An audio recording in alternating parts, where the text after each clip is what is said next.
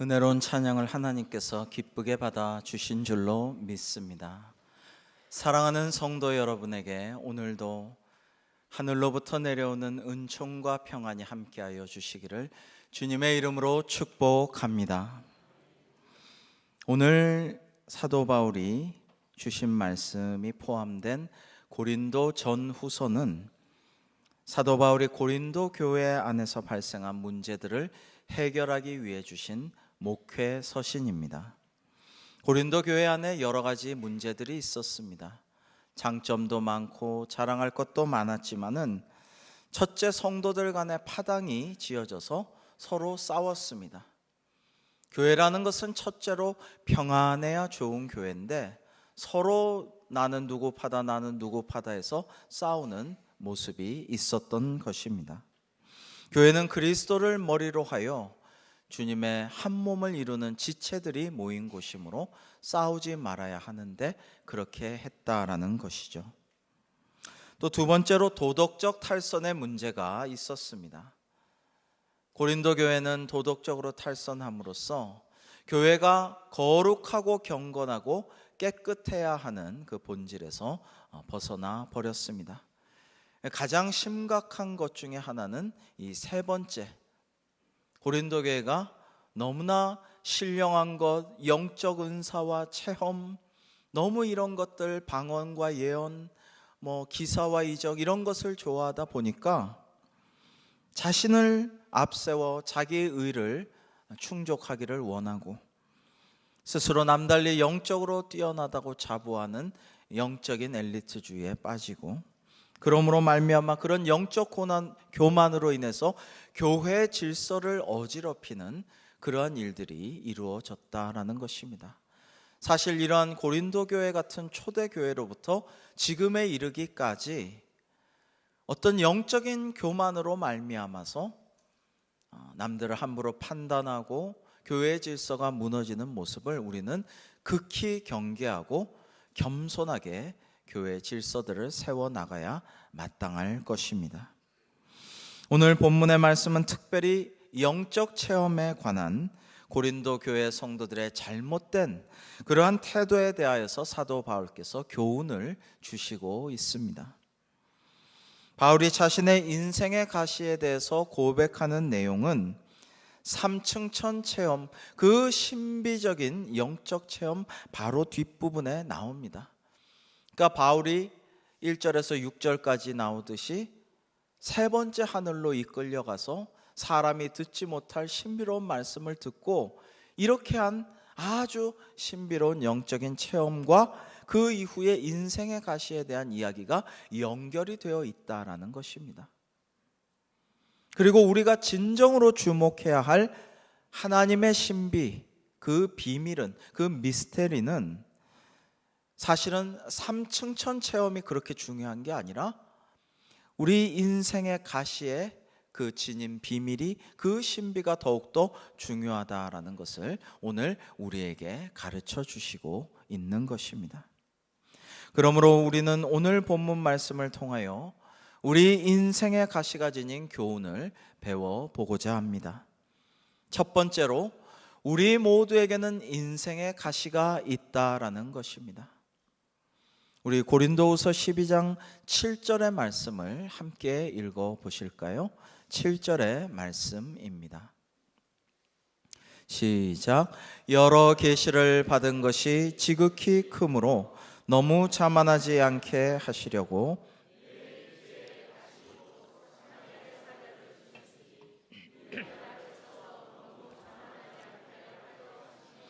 아멘. 여러분, 우리는 고난을 당할 때 왜 나에게만 이런 고난을 주시냐고, 허락하시냐고, 왜 하필 나냐고 그런 원망의 생각을 하고 낙심하기도 합니다. 그러나 나에게만 가시가 있는 것은 아닙니다. 모든 사람에게 다 고통이 있고 그에 걸맞는 가시들이 있습니다. 여러분, 믿음의 조상 아브라함을 생각해 보십시오. 그는 돈도 많고 그 고을에서 정말 인정받는 사회 유지였으며 믿음도 좋아서 믿음으로 의에 이르러서 믿음의 조상이라는 하나님의 칭찬까지 받았습니다. 여러 가지로 다 좋아요. 온유하기도 하고 때로는 용감하기도 합니다. 그런데 그에게는 아들이 없었습니다. 여러분, 100세가 될 때까지 아들이 없다라는 것은 지금으로서는 상상할 수 없는 수천 년 전 당시를 생각해 보면 굉장한 고통이었던 것입니다.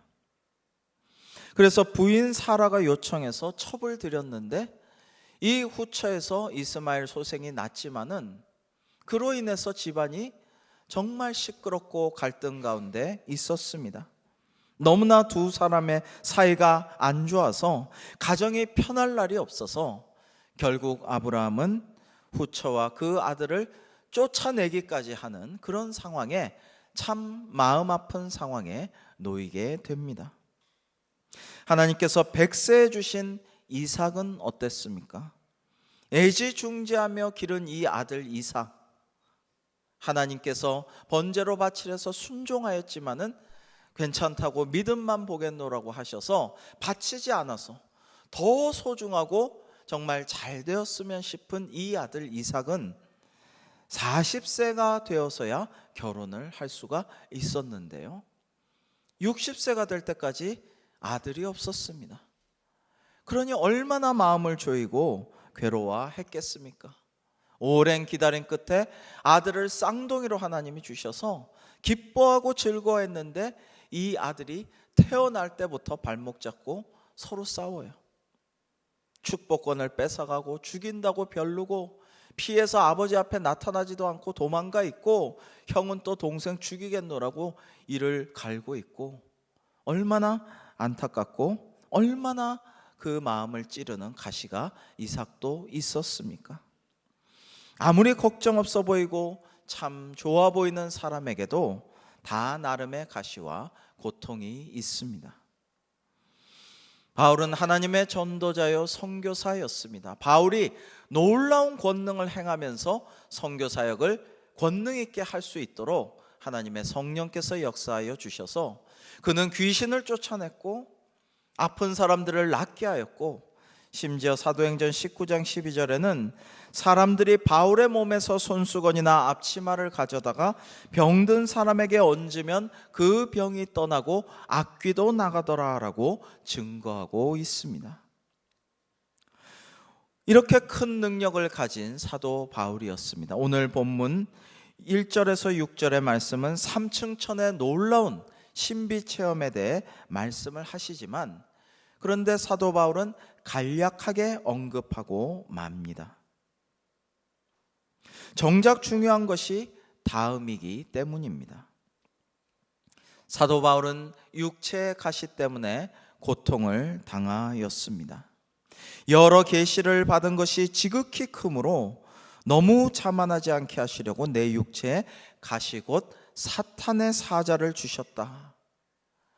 여러분, 이 가시라는 말의 원문은요, 헬라어로 스콜로프라고 하는데, 이 스콜로프라는 단어는 이 죄인을 고문할 때 뾰족한 쇠코챙이, 가시, 철의 파편 이런 걸로 콕콕 찌르고 쿡쿡 찌르는 그런 것들을 의미합니다. 자신의 몸에 가시가 박혀 있다는 말씀은 바울의 몸에 아주 악하고 잔인하고 그리고 찌르는 뾰족한 따가운 그런, 때로는 말뚝 같고 때로는 창과 같은 그런 뾰족한 가시가 박혀 있었다라는 것입니다. 얼마나 이것이 악하게 느껴졌냐면 내 육체의 가시 곧 사탄의 사자를 주셨다라고 했습니다. 여러분, 사탄 마귀가 우리에게 뭐 좋은 것을 주는 게 있나요? 아무것도 없어요. 아주 악하고 우리를 괴롭히고 우리를 죽게 만들고 낙심하게 만들고 참 절망 가운데 몰아넣는 것이 사탄 마귀가 하는 일입니다. 근데 사탄의 사자와 같다고 느꼈어요. 이 육체의 가시가 얼마나 아프고 고통스럽고 그리고 참 부끄러운 질병이었을 거라고 우리는 추측을 합니다. 바울은 이 가시가 자신의 몸에서 사라지게 하기 위해서 3번이나 간절히 기도했습니다.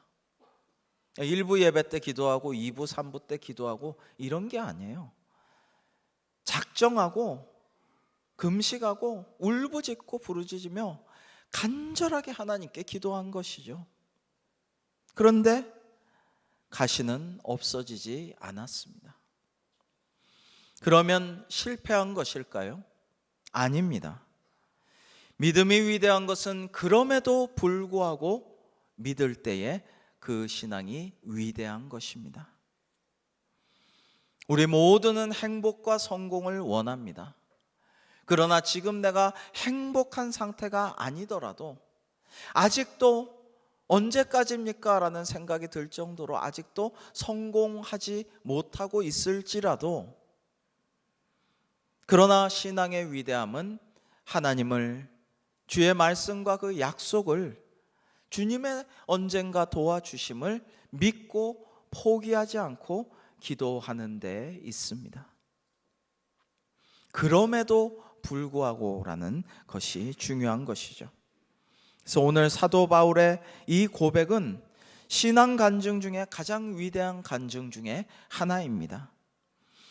내가 병 낫기 위해서 3번이나 간절히 작심기도를 했지만은 내 병은, 내 육체의 가시는 낫지 않았습니다. 그럼에도 불구하고 나는 주님을 더욱 의지하고 신뢰하겠습니다. 주님의 뜻이 있습니다. 그리스도의 능력이 이로 말미암아 내게 나타나게 하려 하심입니다. 그러므로 내가 약할 때 내가 강함입니다. 이렇게 위대한 신앙 고백을 간증하고 있는 것입니다. 여러분, 신약에 바울의 이러한 간증이 있다면 구약에는 다니엘서 3장에 다니엘의 세 친구의 간증이 있습니다. 그가 절대 권력을 가진 황제 앞에서 왕이여, 우리가 섬기는 하나님이 계시다면 우리를 맹렬히 타는 풀무불 가운데서 능히 건져내시겠고 왕의 손에서도 건져내시리이다. 이 믿음의 고백도 훌륭합니다. 그러나 그 다음 다니엘서 3장 18절의 말씀이 더욱더 중요하죠. 우리 같이 한번 읽어보실까요? 시작. 그렇게 하지 아니하실지라도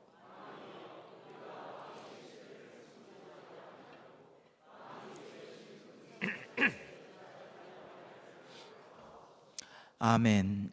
여러분, 예전 성경에는 뭐라고 되어 있습니까? 그리 아니하실지라도 주여, 내가 주님을 믿습니다. 왕이여, 그런 줄 아옵소서. 사신에게, 헛된 악한 신에게 경배하지 않을 것이고 당신이 만든 금신상 우상에게 절하지도 않을 것이니 그리하옵소서라고 왕에게 담대하게 선포하고 있습니다. 여러분, 두 번째로 가시가 생기는 이유는 무엇일까요? 아마 이 물음에 가장 근접한 대답은 모른다일 것입니다. 모릅니다.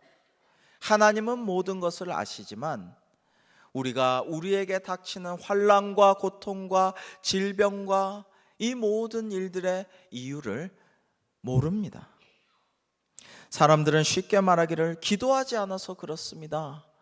기도가 부족해서 그래요. 아니에요. 그렇지 않습니다. 생각해 보십시오.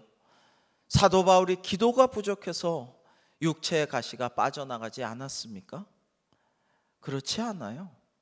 기도하지 않아서, 기도가 부족해서가 아닙니다. 그럼 주님 만나기 전에 죄를 지어서 그렇지, 죄가 많아서 지금 고난을 당하는 거지? 아닙니다.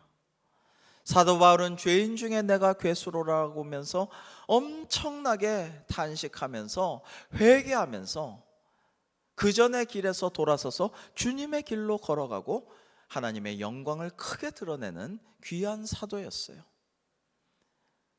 정말 진정한 회개의 샘플, 모델이 사도 바울이라고 할 수가 있습니다. 죄로 인해서 고통당한 게 아닙니다. 그럼에도 그에게 가시가 생겼습니다. 사탄의 사자라 할 만큼 바울을 고통스럽게 한 가시였습니다. 여러분, 고난에는 크게 4가지 이유가 있을 것입니다. 첫 번째로는 예수 그리스도 십자가 대속의 고난과 같은 우리를 위해서, 죄인들과 연약한 자를 위해서 의인들이 대신당하는 대속적인 고난이 있습니다. 두 번째로는 하나님께서 우리를 연단하시고 훈련하시기 위해 허락하시는 고난이 있습니다. 세 번째로는 죄의 결과로 인한 고난도 물론 있죠. 잘못 뿌린 씨앗과 잘못 심은 그런 것들로 인한 열매들로 죄를 받아서 그 벌을 받는 고난도 있는 것이죠. 그리고 이유를 알 수 없는 많은 고난들이 네 번째로 있습니다. 여러분, 대부분의 경우 우리는 왜 그런 가시가 생겼는지를 정확히는 모릅니다.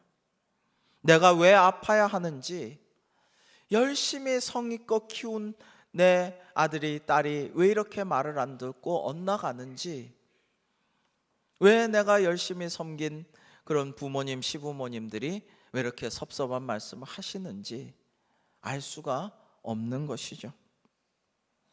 욥은 자신이 왜 그런 고난을 당해야 하는지 몰랐습니다. 욥은 최선을 다해 주님을 섬겼고 의인으로 인정받았으며 많은 이웃들과 어려운 분들을 도왔고 최선을 다해 자녀도 양육했습니다. 그런데 어느 날 재산이 다 날아갑니다. 10자녀가 다 죽습니다. 온몸에 악창이 돋아서 정말 괴로워합니다. 아내는 욥에게 하나님께 시원하게 삿대질하고 하늘에다 대고 저주하고 죽으라, 자살하란 얘기죠. 그렇게 퍼붓고는 떠나갑니다. 친구들은 찾아와서 밤낮 7일 7야를 울어줍니다. 그들은 나쁜 친구들이 아니고 사려 깊고 꽤 괜찮은 친구들입니다. 7일 밤낮을 뭐라고 안 하고 옆에서 가만히 있어주면서 울어줘요. 훌륭한 믿음의 사람들이기도 해요. 그런데 그들의 위로는 거기까지였습니다. 7일 후에는 욥의 친구들이 욥에게 말하기를, 생각해봐, 죄 없는 사람이 망한 자가 누가 있느냐? 그러면서 네가 뭔가 죄를 지었기 때문에 지금 하나님의 매를 맞고 벌 받는 것 아니냐라고 자꾸만 괴롭힙니다. 책망을 하는 것이죠. 그러나 욥기 38장 이후를 보면 하나님께서는 그게 아니라고 말씀하십니다. 우리는 왜 내게 가시가 박혀 있는지, 빠지지 않는지, 왜 이걸로 인해 힘들어하고 고통스러워하고 때로는 부끄러워해야 하는지 이유를 다 모릅니다. 우리는 원죄를 유전받고 있고 죄의 경향성이 있는 존재이지만은 개별적인 고난의 이유로는 다 설명할 수 없는 것이죠. 그러나 마지막 세 번째로 하나님께서 우리 인생의 가시를 통하여 주시는 유익이 있습니다. 인생의 가시 가운데 하나님의 신비가 숨겨져 있습니다. 덴마크의 유명한 오디오 생산업체인 뱅앤올룹슨이라는 회사가 있습니다. 이 뱅앤올룹슨이라는 회사는 스피커와 이어폰 등 음향기기와 가전제품의 명품 회사로 80년째 그 명성을 유지하고 있는데요. 이 회사가 만드는 제품들은요, 뛰어난 음질로 유명합니다. 보통 스피커 같은 것은 어디에 놓느냐, 그 반사되는 이런 것들을 고려해서 잘 놓지 않으면은 소리가 그만 못하고 죽기 마련인데, 이 가전제품은 집안의 어느 곳에 적당히 놓아도 잘 울리고 고른 음질을 유지하는 것으로 유명합니다. 그런데 이 뱅앤올룹슨을 만들 때에 리모컨 같은 것은 일부러 손에 오일이나 로션을 묻히고 또는 물을 묻혀서 리모컨을 눌러보는데 3,000번이나 눌러본다고 해요. 그래도 괜찮은가? 그 다음에 가전제품들을, 스피커 같은 것들을 1,000번씩이나 떨어뜨려 본다고 해요. 그러고 나서도 음질이 고른가? 이것을 통과한 제품들이 명품이 되는 것입니다. 명품이라는 것은 이러한 시련과 고난과 까다로운 시험 속에서 탄생되는 것이죠. 우리 인생도 마찬가지입니다. 하나님께서 우리를 하나님의 의의 도구로서 하나님께 영광을 돌리기 위하여서 사용하여 주시려면은 먼저 우리에게 시련도 주시고 고난도 주시고 아픔도 주심으로 우리가 그것을 통하여서 정금같이 순금같이 불순물 제로로 잘 정제될 수 있도록 고난의 풀무에서 연단하신다라는 것입니다.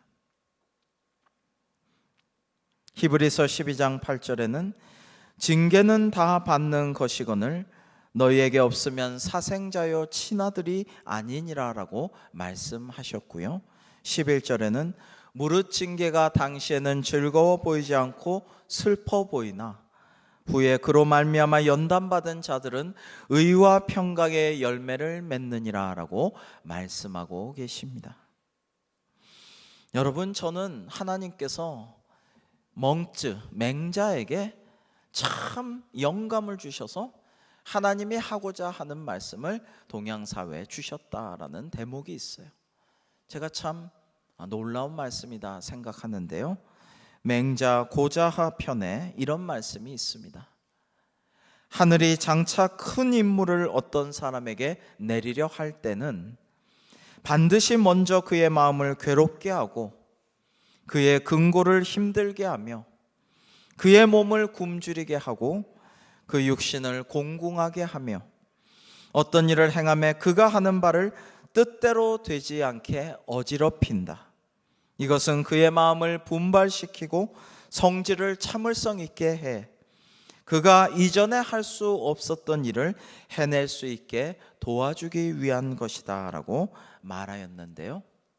이 하늘이 바로 하나님이 하시는 일이 아닌가 이런 생각을 합니다. 즉 인간 명품이 빚어지려면, 인간 명품이 탄생하려면 하늘이 이러한 것을 먼저 주셔서 그를 단단하게 만들어 주신다라는 것이죠. 일본의 마쓰시다 기업의 창업주이고 경영의 귀재로 불렸던 마쓰시다 고노스케는 94세까지 장수하며 수많은 성공 신화를 만든 인물인데요. 그는 자신의 성공을 세 가지 덕분에라고 말했습니다. 첫째, 그는 10살 때 초등학교 4학년 때 조실부모함으로써 남들은 20살, 30살 돼야 들까 말까 한 철을 10살 때 들었다는 거예요. 철이 일찍 들었다. 조실부모한 덕분에. 두 번째로는 자신은 몸이 늘 약해서 항상 건강을 챙기고 그리고 운동하고 늘 조심조심함으로 94세까지 장수할 수 있었다. 몸이 약한 덕분에. 세 번째로는 역시 조실부모하에서 초등학교 4학년 때 10살 때부터 그를 괴롭혔던 가난 덕분에 그는 비로소 부자가 될 수가 있었노라라고 말하고 있습니다. 사도 바울은 육체의 가시로 인해 고통을 받았습니다. 기도해도 소용이 없었습니다. 그 정도 되면 보통 사람들은 아니 왜 내게 이런 고통을 주시고 또 이 정도까지 기도했는데도 기도를 안 들어주시나 이렇게 원망하는 마음도 갖곤 합니다. 그런데 바울은 그 가시를 통해 주님께서 자신에게 주시는 은혜를 깨달았습니다. 바울은 가시 때문에 교만하지 않게 되었고 그리스도의 능력이 내게 임하게 되었고 그리고 고난당한 것이 유익이라는 그러한 시편의 말씀이 자신에게 응하였다고 깨달았을 것입니다. 시편 119편 71편에는 이런 말씀이 있습니다. 시편 119편 71편을 함께 읽어볼까요? 시작. 고난당한 것이 내게 유익이라 이로 말미암아 내가 주의 율례들을 배우게 되었나이다. 아멘. 여러분, 주의 율례와 법도 하나님의 말씀의 깊은 진리와 하나님의 신비를 여러분 다 깨달을 수가 있습니까? 못 깨닫는 게 많죠.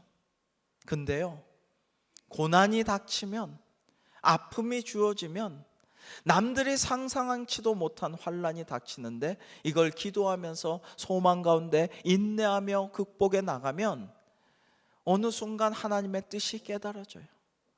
하나님의 말씀과 율례와 법도의 의미가 깨우쳐져요. 나를 향하신 하나님의 그 마음이 느껴지게 되는 것이죠.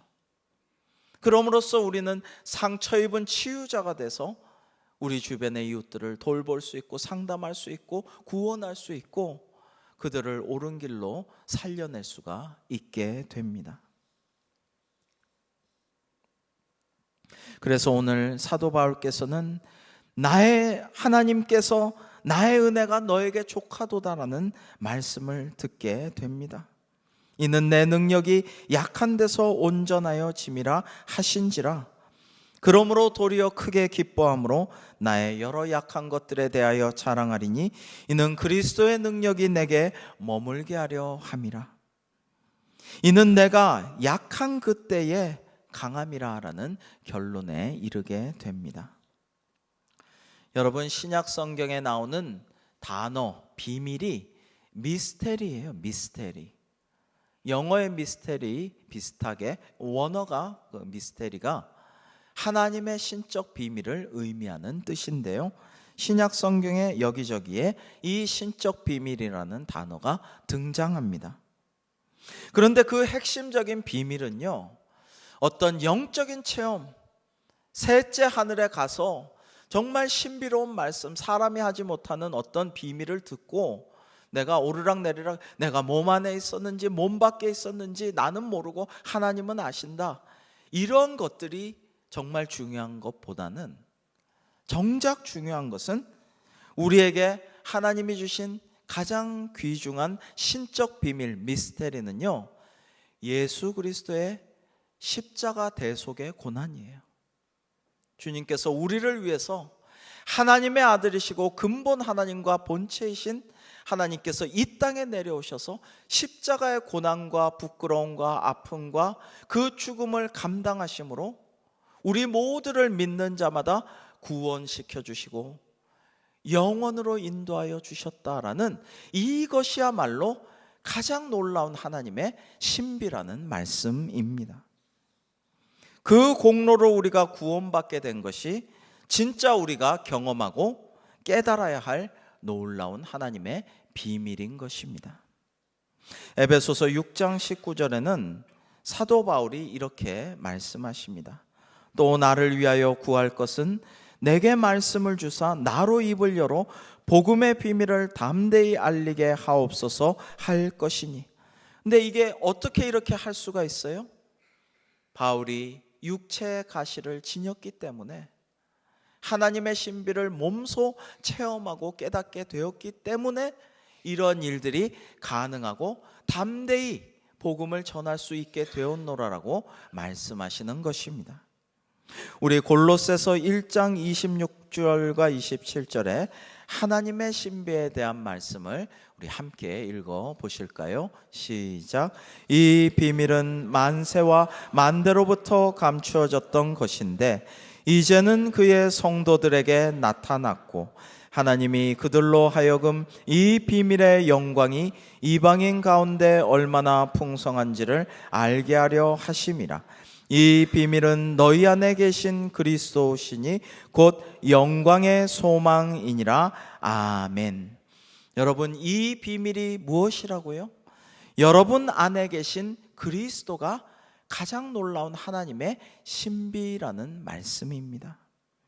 누가복음 18장에 보시면 예수님께서 제자들에게 인자가 이방인에게 넘겨져 희롱당하고 능욕당하고 침뱉음을 당하고 채찍질 당하고 죽임을 당하지만 3일 만에 살아나리라 그렇게 가르쳐 주셨지만 그 말씀이 감추어졌으므로 제자들이 깨닫지를 못했어요. 전혀 무슨 말씀인지 몰랐어요.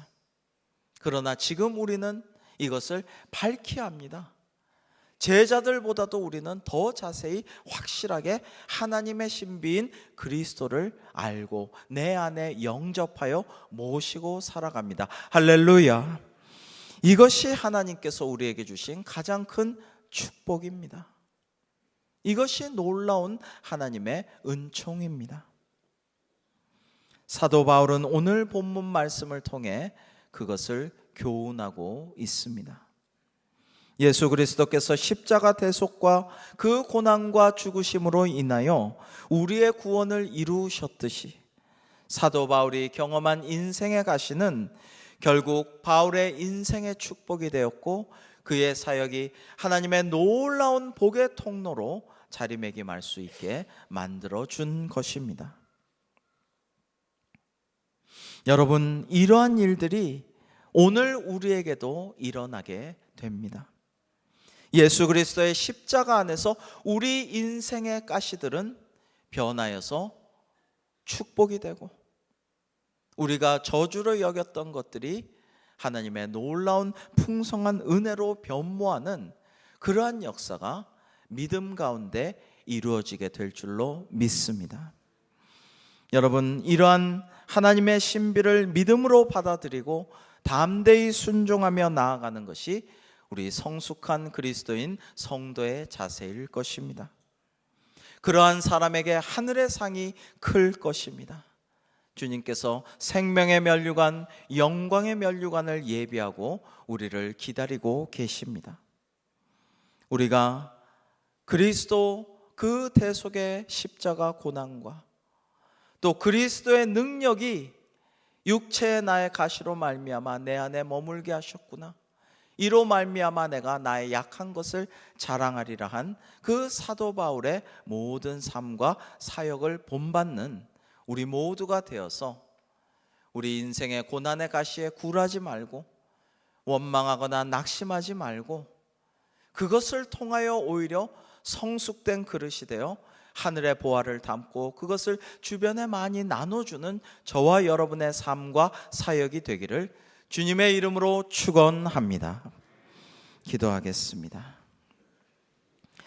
하나님 아버지, 오늘 주신 말씀과 같이 우리 인생의 가시가 지닌 하나님의 신비를 깨달아 알아 주님께 영광 돌리며 먼저 그의 나라와 그의 의를 구함으로 하나님께서 주시는 놀라운 은총을 받아 누리는 우리 모두가 되기를 간절히 바라옵고 원하오며 예수님의 이름으로 기도하옵나이다. 아멘.